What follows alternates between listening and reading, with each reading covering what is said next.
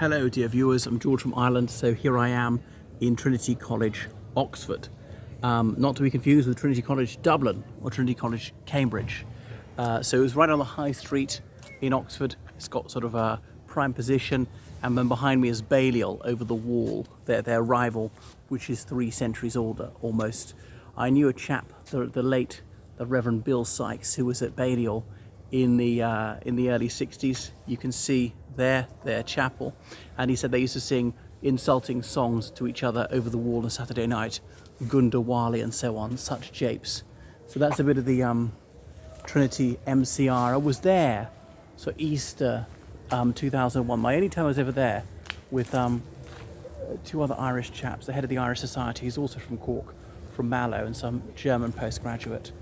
And so these are more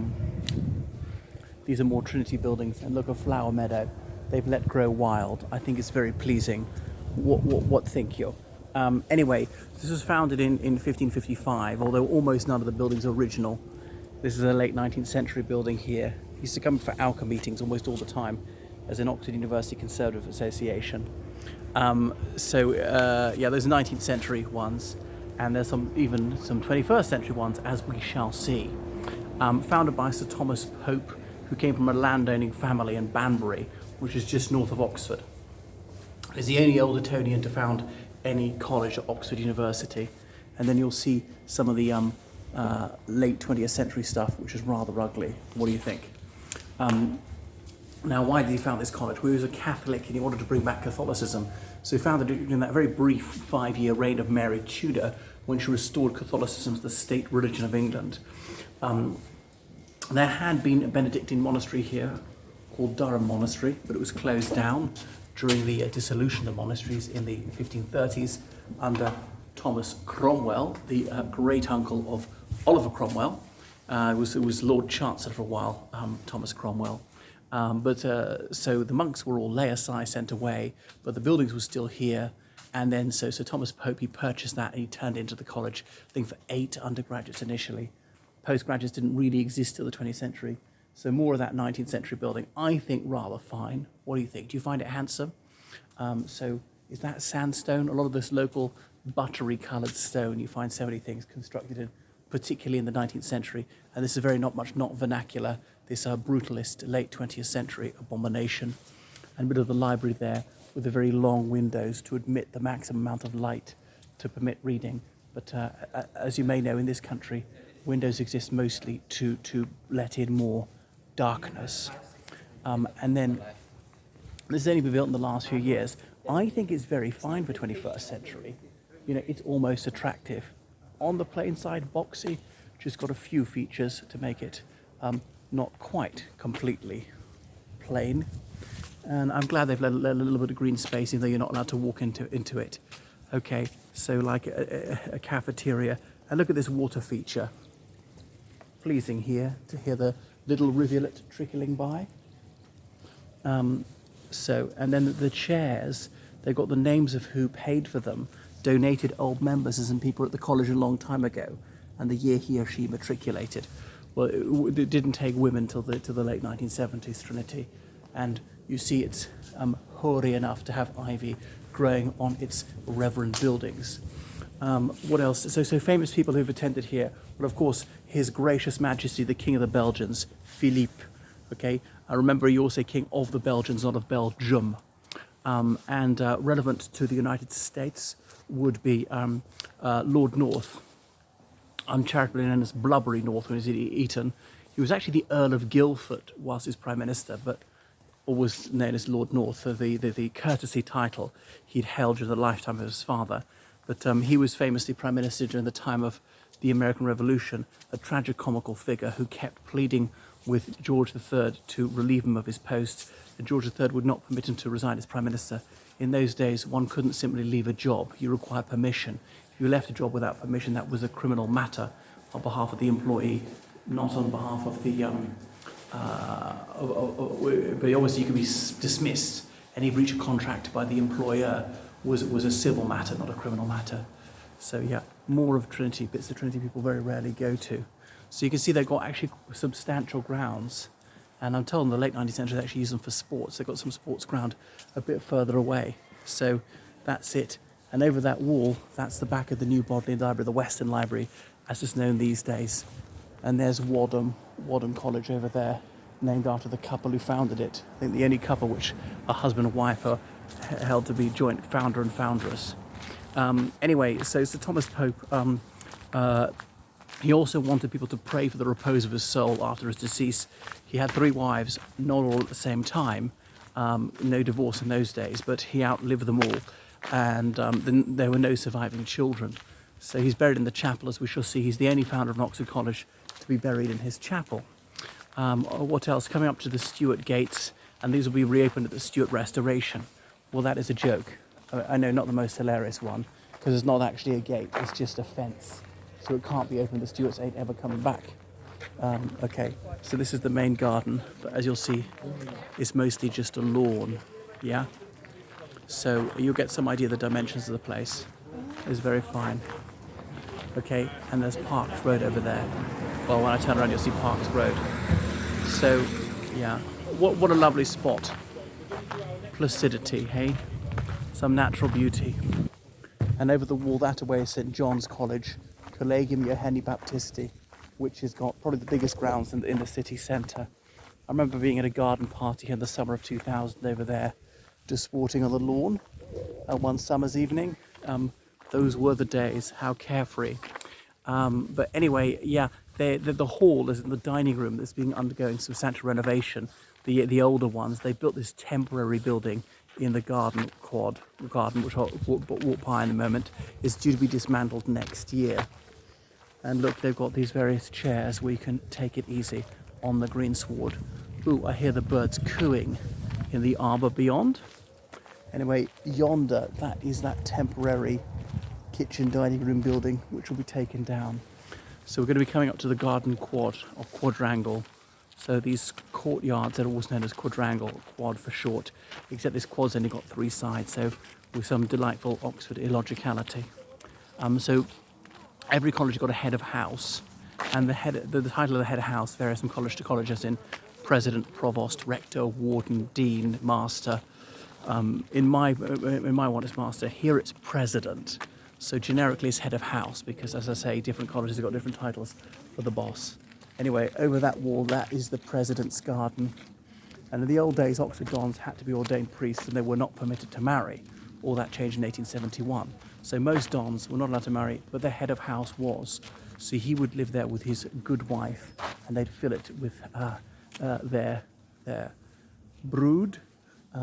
So that's why it's a very substantial residence for someone who had a very high status position. But 1871, he said, no longer do you be ordained in the Church of England and you're permitted to marry. Previously, they wanted to marry, they did so with the college's blessing, but they had to leave. So there isn't room for that with the cloistered lifestyle. This is a total community. You have to have all your meals together in a hall, and you mix. So you can come here as a teenage undergraduate, become a don, as in an academic, and stay here to the day you died, buried under the chapel. So here we are in the garden quad. Okay, and I know it looks like a theme park, but this really is a working college. Hard to believe that some undergraduates, yes, 18 years old, they have their bedrooms in this magnificent courtyard or quadrangle. And one of my friends had one right up there. He's a city solicitor there. I can't identify it exactly in the corner, but a bit to the right. So rowing is popular, but the rowers are most fanatical. They're rowing about 5 o'clock in the morning. The only time of the day you can get everybody together. And they're doing a bit of weights and jogging, but mainly that on the river. Now, on a glorious summer's afternoon, it may seem splendiferous, but how about 5 a.m. on a January morning in the pitch dark, when there's a howling gale shrieking off the horizon and torrential rain? Not quite so fun. But anyway, they've chalked up various rowing victories here. You can see doing the college's coat of arms. They gradually wash off with the rain. And here see women's eights, for example, the crossed oars, the college coat of arms. They've got griffins, as in the head of an eagle, have the body of a lion. Okay, it's not showing the body of the lion, with wings.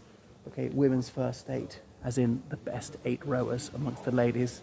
And then bumped in the bumping races, they bumped into those boats and they overtook them, these races on successive days. So that's it. The garden quadrangle. going into the Durham quadrangle, because remember this is called Durham Monastery. Benedictine monks from Durham Cathedral came down to found it, and it was suppressed in the 1530s, and this place was refounded as a college 20 years later. But again, this is like 18th century, this quadrangle.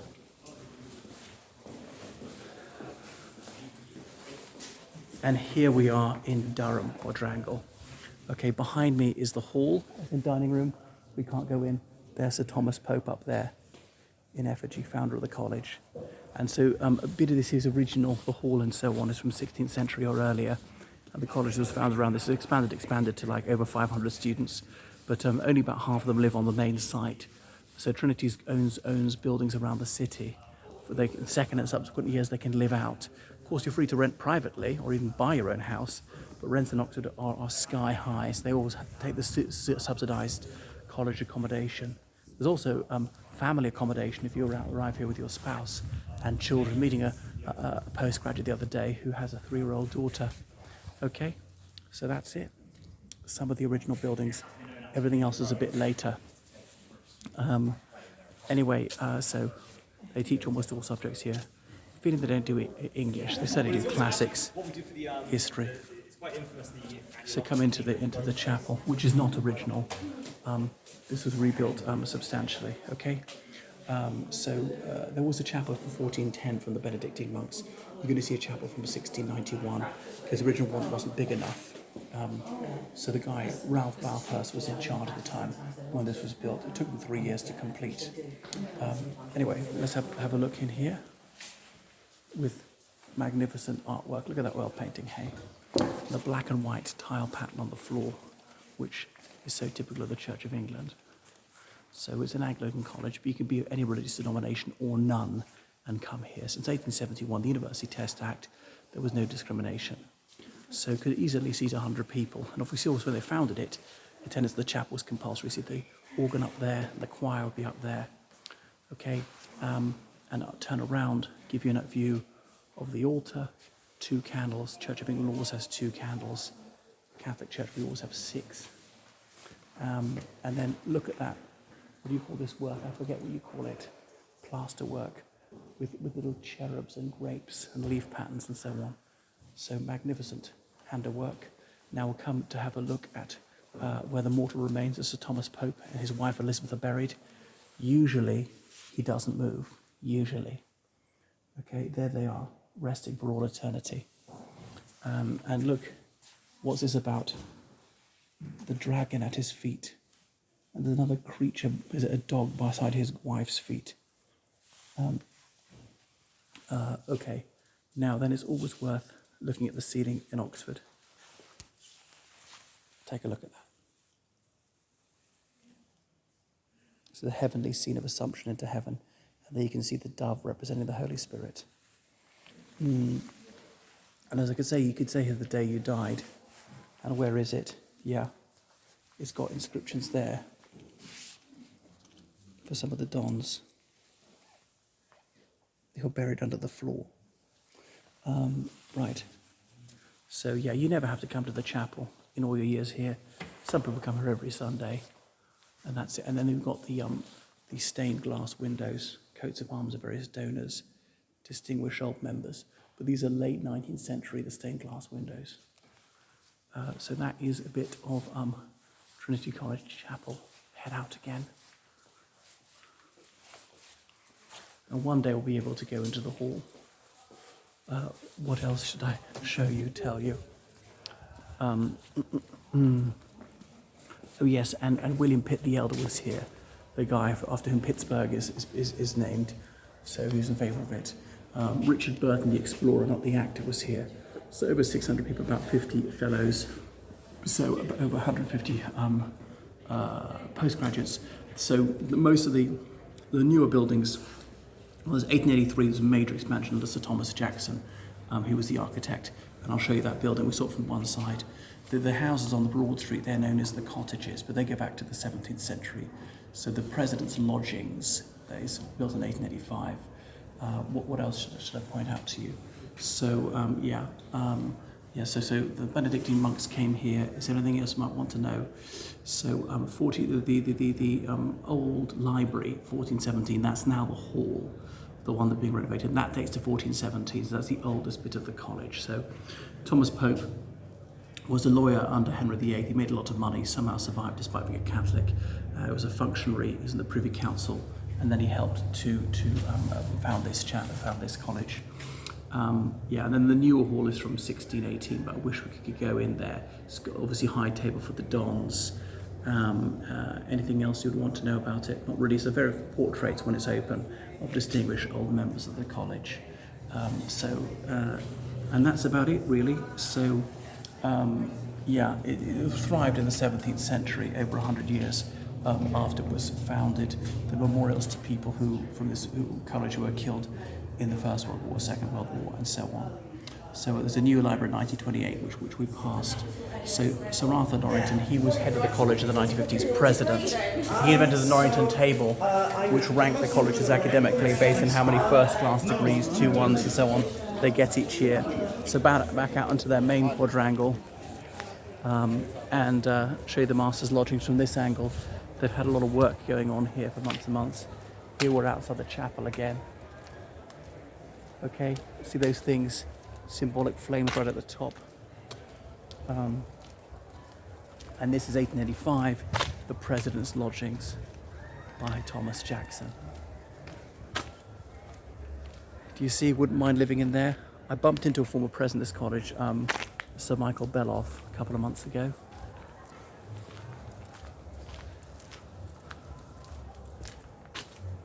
There we go, and then it says private on the door. So not bad to have that as your accommodation. We can't get in this way, but that's the main 19th century expansion, this building, 1883, but looks rather older by Thomas Jackson. So that is a whistle-stop tour of Trinity College. Ooh, the flag's been borne aloft with joy. It's fluttering in the breeze up high, but they can't see it from this angle. I don't know why they're flying the flag. They don't do so every day, of course. So that is Trinity College. Well, I do hope you've enjoyed having a bit of a look around it. And don't mention the word Balliol here. I just said it. We're over the wall. They're deadly rivals. Balliol supposedly used to play tricks on them by releasing sheep into their ground, numbering them 1, 2, and 4. And then they spend hours looking for number 3. There is no number 3. That's Balliol through there. Okay, I've never ever seen that open. And then if we go a bit further, do we see the flag up high? Right at the top of the chapel? You can't see it from this angle. You can see a bit further back. So thank you for watching my video. Make sure you subscribe to Patreon and donate on PayPal. I think maybe you can just about see the flag. So on PayPal, it's georgecallahan79@gmail.com. Right, so you can obviously hire me as a tour guide in Oxford or London or anywhere in southwest England. So please email me gcallahan@gmail.com, GCALLAGHA@gmail.com. Yes, I put a triple N in that. You can see the college flag now. Right, that's enough, everybody. I'm going to say goodbye from Oxford, from Trinity College, Oxford, one of the constituent colleges of Oxford University. Right. Goodbye, everyone.